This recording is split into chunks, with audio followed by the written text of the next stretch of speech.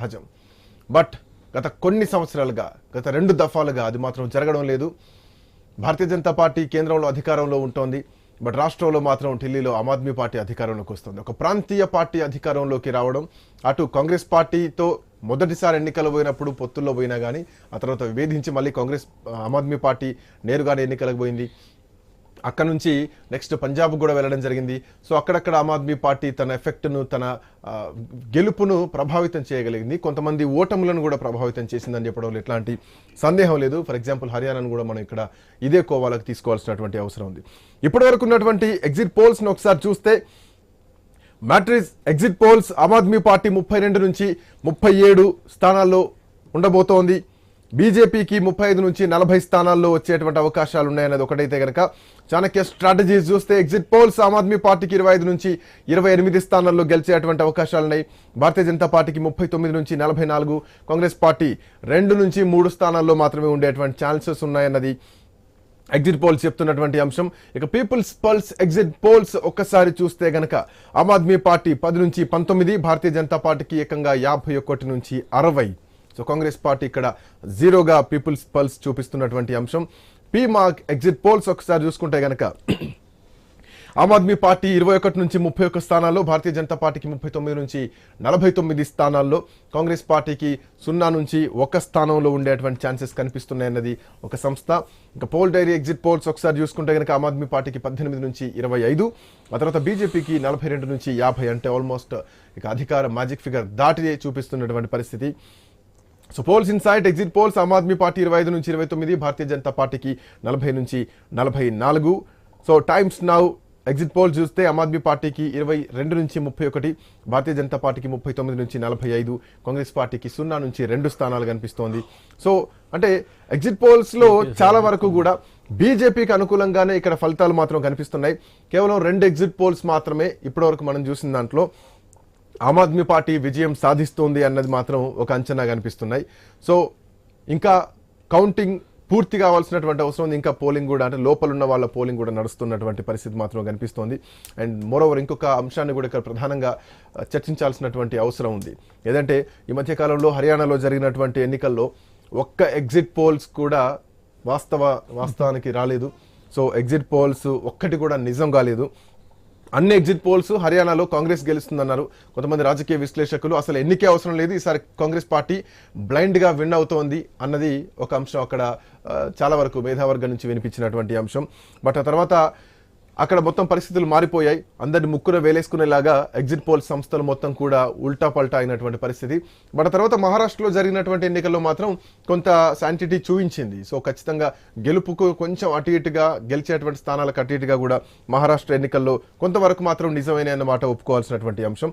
So ఇప్పుడు ఢిల్లీ ఎన్నికల్లో ఎట్లాంటి ఫలితం రాబోతోంది అన్నది ప్రధానంగా ఒక అంశం అయితే, ఆల్మోస్ట్ భారతీయ జనతా పార్టీ భారీగా పుంజుకుంది, ఆమ్ ఆద్మీ పార్టీ అటు ఇటుగా ఉంది. సో బీజేపీ పుంజుకుంది మాత్రం ఇక్కడ స్పష్టంగా కనిపిస్తోంది. అధికారం ఎవరికి ఇస్తారన్న విషయం అట్లా ఉంటే కనుక. రైట్, రామారావు గౌడ్ గారు మనతో పాటు, కాంగ్రెస్ పార్టీ నాయకులు. సో రామారావు గౌడ్ గారు ఎట్లా చూస్తున్నారు ఇప్పటివరకు నేను చెప్పినటువంటి అంశాలు? ఆఫ్ కోర్స్ మనకు స్క్రీన్ మీద కనిపిస్తున్నటువంటి ఎగ్జిట్ పోల్స్ ఒకసారి మీరు ఎట్లా చూస్తారు? ఈ ఎగ్జిట్ పోల్స్ అనేటటువంటిది మనం ఎప్పుడు ప్రతిసారి చెప్పుకోవడం, ఇవన్నీ ఉట్టిదే అని చెప్పడం, ప్రజల్ని ఊరించడం, ఇదంతా జరుగుతూనే ఉంది, మనం చూస్తూనే ఉన్నాం. గతంలో కూడా ఎన్నోసార్లు ఇటువంటి వాటి మీద, గతంలో 2015లో కూడా బీజేపీ డబల్ డిజిట్ వస్తుంది, అధికారంలోకి వస్తుంది, 2020లో బీజేపీ అధికారంలోకి వస్తుంది, లేదా యాప్కు బీజేపీ మధ్యలో నడుస్తుంది అని ఎన్నో చెప్పుకోవడం జరిగింది. ఇవన్నీ ఎన్ని చెప్పినప్పుడు కూడా లాస్ట్కు బీజేపీకి 30 వస్తాయి, 25 వస్తాయి, 40 వస్తున్నాయని చెప్పినటువంటివి కూడా గతంలో 2015, 2020లో కనపడ్డాయి. చివరికి చూస్తే 2013 దాంట్లో కనీసం ఎన్ని 2015లో మూడే వచ్చినాయి. మరి ఆయాలో కూడా వాళ్ళకు ఓటింగ్ ఉన్నా కానీ 3 సీట్లే వచ్చినాయి. మరి ఆ లెక్కను చూసుకుంటే 2020లో కూడా కనీసం వాళ్ళకు 7, 8 వచ్చినటువంటి పరిస్థితులు ఉన్నాయి. కాబట్టి ఏంటంటే ఇవన్నీ కూడా మనం, అంతేకాకుండా ఇంకొకటి ప్రధానమైన చూడాలి, 2014 ఎంపీ ఎలక్షన్లో 7/7 బీజేపీకి వచ్చింది, 2019 ఎంపీ ఎలక్షన్లో 7/7 వచ్చేసింది, 2024 ఎలక్షన్ 7/7 వచ్చింది. కానీ అదే క్రమంలో అసెంబ్లీ రిజల్ట్ మొత్తం తిరగలబడ్డది. డబల్ డిజిట్కి దగ్గరికి ఇంతవరకు కూడా రాలేదు. అటువంటి పరిస్థితులు ఉన్నాయి. ఇక్కడ 2 పాయింట్లు మనం ప్రధానంగా కీలకంగా చర్చించాలి. బీజేపీకి ప్రధానంగా అండగా ఉన్నది ఓసీ ఓట్లు. మొత్తం భారతదేశంలో ఉన్న అన్ని రాష్ట్రాల్లో ఓసీలు కొద్దిగా అధికంగా ఉన్నటువంటి ప్రదేశం ఢిల్లీ మాత్రమే. ఓసీలలో గ్రిప్ ఉన్నది. ఆ ఓసీలు కూడా ఎక్కడ, న్యూఢిల్లీ ప్రాంతంలో. న్యూఢిల్లీ ప్రాంతంలో ఎప్పుడు బీజేపీకి అనుకూలంగా ఓట్లు పడుతుంటాయి. అయితే ఈ న్యూఢిల్లీ ప్రాంతంలో ఎంత పోలింగ్ పెరిగితే అంత బీజేపీకి లాభం. కానీ ఈసారి మనం కూడా చూస్తున్నాం, న్యూఢిల్లీ ప్రాంతంలో చాలా తక్కువ పోలింగ్ అయింది అనేది కూడా మనం చూస్తా ఉన్నాం. ఏదున్నప్పటికీ కూడా న్యూఢిల్లీ ప్రాంతం అనేది మొత్తం ఎంప్లాయీ సెక్షన్ బాగా అధికంగా ఉన్నటువంటి ప్రదేశం. అదొకటి. రెండోది ఇక్కడ మనకు కలిసి వచ్చేది ఏంటంటే, యాప్ పెరిగితే కాంగ్రెస్కు నష్టం. యాప్ ఎంత నష్టపోతే కాంగ్రెస్కి అన్ని సీట్లు పెరుగుతుంటాయి. ఇది కీలకంగా మనం గమనించాల్సిన అవసరం. ఎందుకు అనంటే, మొన్న ఇంతకుముందు చూడండి, ఒకసారి చూడండి, అంతకుముందు కాంగ్రెస్ పార్టీ అధికారంలో ఉన్నప్పుడు దాదాపు 60% దాకా ఓటింగ్ పర్సెంటేజ్, 58-60% దాకా ఉన్నది. అటువంటిది 2013 ఎలక్షన్ నాడు యాప్కు 29.40 అంటే 30% ఓటింగ్ వచ్చింది. వస్తే అందులో 24.55 అంటే 25% కాంగ్రెస్కి వచ్చింది. అంటే 52-53 దాంట్లో నుంచి సగం వీళ్ళిద్దరే చీల్చుకున్నారు. అంటే ఇది మనం అర్థం చేసుకోవాలి, ఇది కీలకమైనటువంటిది. తర్వాత మళ్ళీ 2015లో కూడా మళ్ళీ ఈ కాంగ్రెస్కి వచ్చిన 24% ఓటింగ్లో నుంచే చీలొచ్చి మళ్ళీ ఆపు 54%కి వచ్చింది. అంటే కాంగ్రెస్ ఓటింగే చీలు వస్తుంది తప్ప బీజేపీది ఒకటి హెచ్చు తగ్గులతోటి వాళ్ళు కాపాడుకుంటూ వస్తున్నటువంటి పరిస్థితులు ఉన్నాయి. తర్వాత మళ్ళీ ఇంకొకటి 2024కి వచ్చేసప్పటికి కాంగ్రెస్ 4% వస్తే ఆ పైన మిగిలిన మార్జిన్ మొత్తం కూడా యాప్కే పోయింది. అంటే ఇక్కడ ఒక్కటే ఆలోచన చేయాల్సింది ఏంటంటే, కాంగ్రెస్ ఓటు బ్యాంకే ఆటోమేటిక్గా యాప్ ఓటు బ్యాంకుగా కన్వర్ట్ అవుతుంది. ఎప్పుడైతే యాప్ మీద ప్రజలకు వ్యతిరేకత వస్తుందో వాళ్ళు ఎట్టి పరిస్థితిలో కూడా బీజేపీకి ఓటేసే అవకాశం లేదు. మీరు చూడండి, 25 నియోజకవర్గాల్లో దళిత డామినేషన్ ఉన్నటువంటి పరిస్థితులు ఉన్నాయి. 25 నియోజకవర్గాల్లో దళిత డామినేషన్ ఉన్న కాలంలో గతంలో రికార్డు తీస్తే ఎక్కడ కూడా బీజేపీకి బలంగా ఓటింగ్ రాలే. అయితే కాంగ్రెస్ లేదా యాప్కు తప్ప ఒక్కసారి కూడా ఒక్క నియోజకవర్గంలో కూడా వాళ్ళ డామినేషన్ కనిపించలేదు. తర్వాత 16 నియోజకవర్గాల్లో ముస్లిం ఓటింగ్స్ ఉన్నాయి, ముస్లిం డామినేషన్ ఉన్నది. ఆ 16 నియోజకవర్గాల్లో కూడా పడితే కాంగ్రెస్ పడింది అంతకుముందు, తర్వాత యాప్కు పడింది. అంటే ఇక్కడ మనం చెప్పుకుంటూ వస్తే ఏంటంటే 9 నియోజకవర్గాల్లో జాట్లు, అంటే హర్యానా ప్రాంతం ఆ ఎడ్జి మొత్తం కూడా జాటు బలం. జాట్లు కాంగ్రెస్ పార్టీ మా పార్టీ అనేటట్టు భావిస్తారు. మొన్న కూడా హర్యానాలో దాదాపు 50-60 సీట్స్ కూడా జాట్స్ కు బలంగా పోయినటువంటి పరిస్థితులు ఉన్నాయి. అంటే జాట్లలో కూడా కాంగ్రెస్ పార్టీకి ఒక బలమైనటువంటి పట్టు. అంటే అయితే ఆపు లేదా ఆ ఓటు టర్నింగ్ కాంగ్రెస్ తప్ప బీజేపీకి మళ్ళీ ప్రసక్తే లేదు. బీజేపీకి ఎన్నిసార్లు ఓసారి 33%, ఓసారి 32%, ఓసారి 39% వచ్చినా అంటే డబుల్ డిజిట్ దగ్గరికి కూడా రాలేదు. కాబట్టి ఈ వర్గాల ఓటింగ్ ఎప్పుడు కూడా పోతే యాప్కు పోవాలా లేదా కాంగ్రెస్కు రావాలా తప్ప ఇంకో కాడికి పోయేటటువంటి పరిస్థితి లేదు. మనం ఇంకొకటి కీలకంగా చూద్దాం.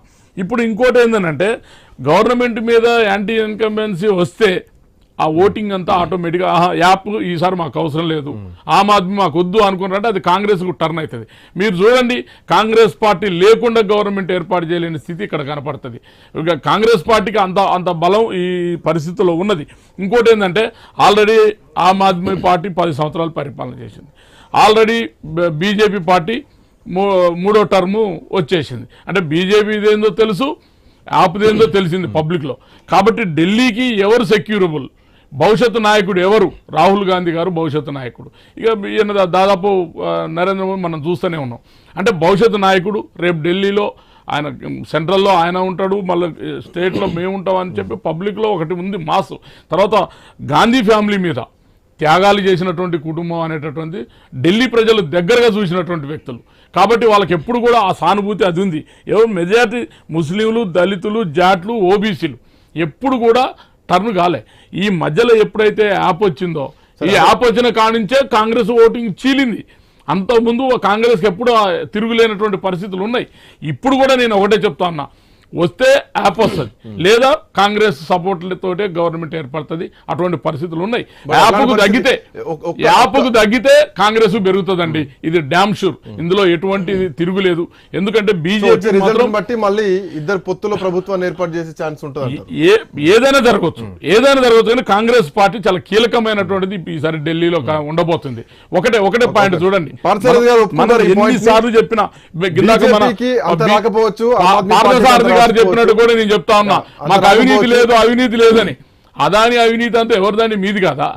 మీ ఎవరి మీది మొత్తం ఇలా మీరు అదానికి మ్యూట్లో ఉన్నారు. 69,000 కోట్లు మ్యూట్ లో ఉన్నారు. మీరు అదానికి 69,000 కోట్లు రద్దు చేసినటువంటి పరిస్థితులు ఎవరి సొమ్మండి అది? మీరు అవినీతి చేసినట్టు కదా. అందులో నీ అమిత్ షా వాటా ఎంత, నరేంద్ర మోడీ వాటా ఎంత ఇది ఢిల్లీ ఎఫెక్ట్ చూపిస్తుందా? చూపిస్తుంది. ఇది ఢిల్లీ ఖచ్చితంగా ఎఫెక్ట్ చూపిస్తుందా? ఖచ్చితంగా చూపిస్తుంది. ఒకవేళ అదే చూపిస్తే కనుక, ఢిల్లీలో ఎందుకు అదే చూపిస్తుంది? చూపిస్తే లోక్సభ ఎన్నికల్లో కూడా ఈ పాయింట్ ఉంది కదా. ఢిల్లీలో లోక్సభ ఎన్నికల్లో ఈ పాయింట్ బేస్ చేసుకుంటే లోక్సభ ఎన్నికల్లో బీజేపీ లోక్సభ ఎలక్షన్స్ కాడికి వచ్చినప్పుడు మనం చూస్తూనే ఉన్నాం. సహజంగా ఉంటది. మనకు తెలుసు సిబిఐ ఈడీలను అడ్డం పెట్టుకొని ఎటువంటి ప్రయత్నాలు చేస్తున్నారో కనపడుతుంది. ఏమైనా కానీ కానీ ప్రజలైతే ఈడీ మాసు CBI లకు భయపడి మాసు పబ్లిక్ దగ్గరికి వచ్చినప్పుడు మాత్రం ఎప్పుడైనా కానీ ఒక్క నిమిషం. బీజేపీకి ఢిల్లీ రాష్ట్రం లేదు. అది డామ్ షూర్ గా చెప్పగలుగుతాం. మనం 8వ తారీఖు మళ్ళీ ఇక్కడ కూర్చుంటాం. బీజేపీకి లేదు, కాంగ్రెస్ పార్టీకి ఉండే ఛాన్స్ లేదు. కాంగ్రెస్ పార్టీకి ఆమ్ ఆద్మీ పార్టీకి ఒకవేళ ఒకటండి, ఆమ్ ఆద్మీ ఉండొచ్చు లేదా లేదా కాంగ్రెస్ బలంతో ఆమ్ ఆద్మీ నిలబడచ్చు. ఈ రెండే జరుగుతుంది ఇక్కడ. బట్ ఎందుకంటే కూడా కనీసం అకౌంట్ అవన్నీ తప్పండి. నేను అదే అంటున్నా కదా. ఎంతో కొంత sanity ఉంటుంది నీకు కదా. ఒకటే చెప్పండి, ఏం శాంటిటీ ఉందండి నీకు? మనం హర్యానా చూసినాం, మనం ఇట్లనే కూర్చున్నాం, చూస్తుండగానే అక్కడ ఏం జరిగిందో మనం చూసినాం. ఓ మొత్తం అన్ని అసలు తిరగల పడిపోయింది అన్నాను. మీరే అన్నారు ఏంటండి ఇలా అవుతుంది ఏంది అది అని మాట్లాడిన పరిస్థితులు ఉన్నాయి. కానీ దీన్ని ఎప్పుడు కూడా ఇంకోటండి, ఇవన్నీ కూడా స్టూడియోలలో అన్న కూర్చొని ఏదో పెట్టుకొని చేసేటటువంటిది తప్ప వీటికేం పెద్దగా ఉండదు. ఎట్లుంటుంది అంటే సహజంగా హర్యానా బీజేపీ గెలిచింది, మహారాష్ట్ర గెలిచింది అంటే ఇది కూడా గెలిచే అవకాశం బీజేపీ ఎన్ని రకాల కుయుక్తులు పని తెస్తుంది. కాబట్టి మనం దానికి అనుకూలంగా మాట్లాడితే మేము కూడా గెలిచిన ఇవన్నీ ఎత్తుగడలు. దీన్ని అసలు నమ్మే ప్రసక్తే లేదు.